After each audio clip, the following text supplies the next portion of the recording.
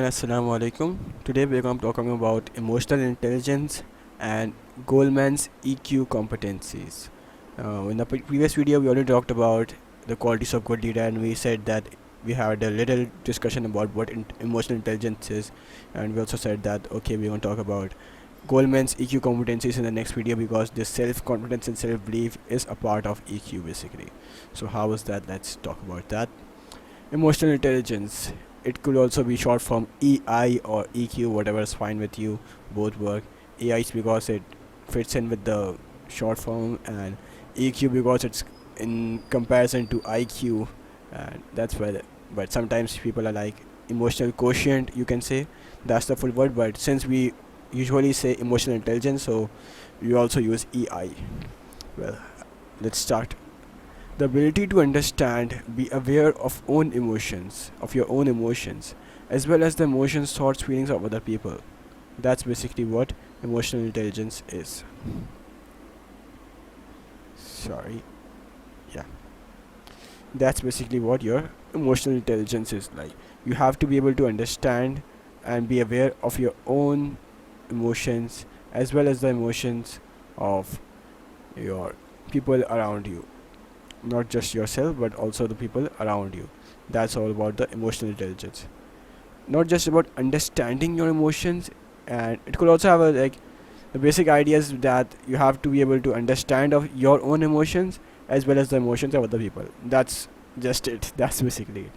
But in a proper way, it could, you can say that it can also be defined as the ability of leaders to understand their own emotions and those of others to achieve business performance. In a business studies course, you have to yeah, what's the business reference to that? Why is EQ? Why are we discussing EQ in business studies?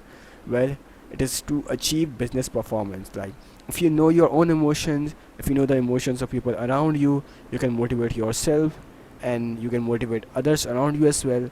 Motivation is a key factor in business performance, employees performance basically, because motivation plays a huge part in performance. If someone is motivated, no matter how that motivation comes from, if you are motivated for something, then you will have some more energy to that work. You will add some more energy, more effort, and hence your productivity will increase. Now, Daniel Goleman is the best known researcher into emotional intelligence, and he has suggested that there are four main emotional intelligence competencies that managers should try to develop and improve on. So that's a basic idea, is that these four competencies should all leaders, basically leaders or managers, they should have these competencies, and not just have these, they should, if they already have it, they should develop and improve them. Now, what are these four EQ competencies? Well, it's self-awareness, self-management, social awareness, and social management. Let's talk about each of them in detail. Self-awareness is about recognizing one's own emotions and their effects on others. Now, this is where this part comes from. Self-confidence and self-belief. Yes, that's basically self-awareness. So, how these emotions affect performance and determine actions. It mainly consists of accurate self-assessment to be able to be aware of one's own strength and weaknesses. So, like, the basic idea behind self-awareness is that you should be able to recognize what your own emotions and what effect does your emotions have on others, and how these emotions affect the performance and determine the actions that you chose, the path that you choose for business. And so basically you have to be able to perform accurate self-assessment, not just assessment from some other people, like self-assessment for yourself. You have to self-assess yourself, and it should be accurate so that you are aware of your own strength and weaknesses, and hence you can work towards that, work toward improving yourselves.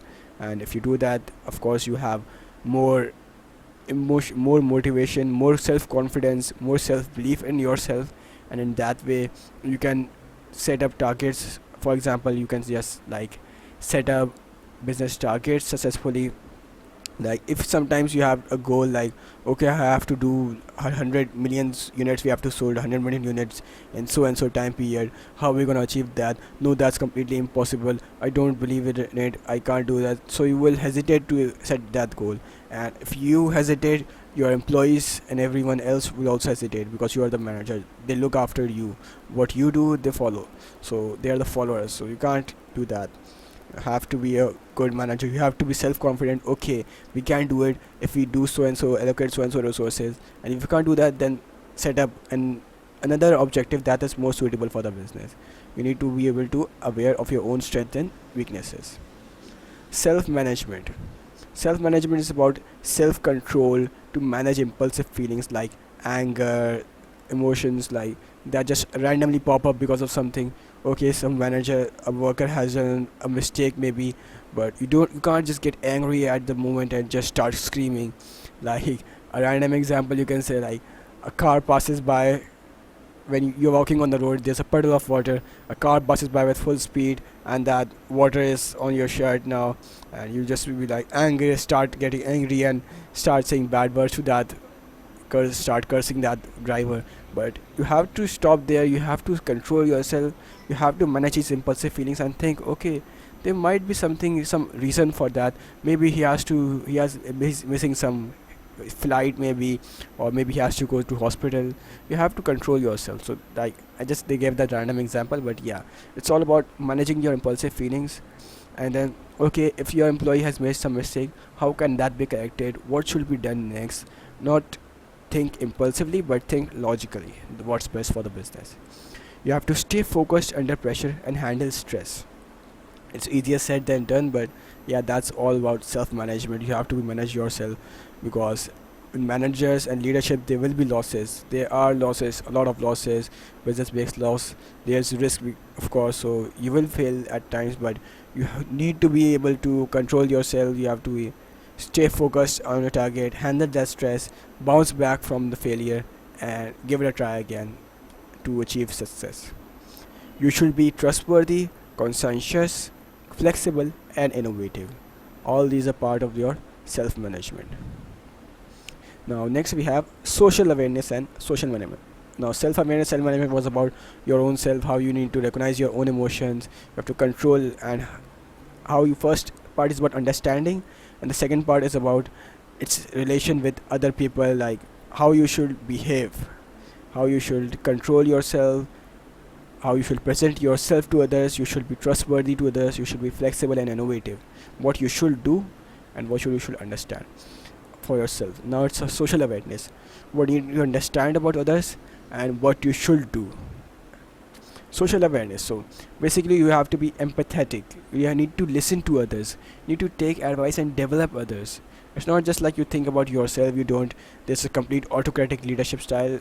Okay, that is okay in some situations, but in general, like if you need good emotional intelligence in managers sometimes, then you should have social awareness. You should listen to others, take advice from others, and help develop others. Be empathetic towards others. You should also have an understanding of the organization of the business and focus on customer service, how you can make your customers happy, what is the basic structure of the business, what is our goal, how can we accomplish that goal. So you need to be aware of your surroundings. Then there's social management, that you should be skilled at persuasion. You should be skilled at influencing others. It's not just about your not just about understanding your environment. It's about being able to persuade others, being able to influence others, influence your employees, persuade the investors and people around you, persuade your customers to buy that particular services or products, persuade other investors, as I said, that to invest in your business. So it's all about persuasion and influencing others. You saw for how can you do that?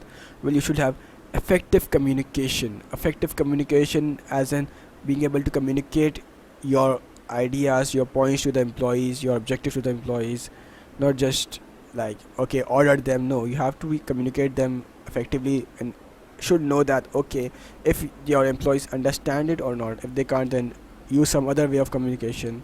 You should be able to manage conflicts that arise at times between stakeholders at times or your employees as well. So you need to manage conflicts as well. You should be able to get everyone on the same team. They should be team working, they should collaborate with each other, and they should be cooperative with others. So that's all you need to do as a manager as well.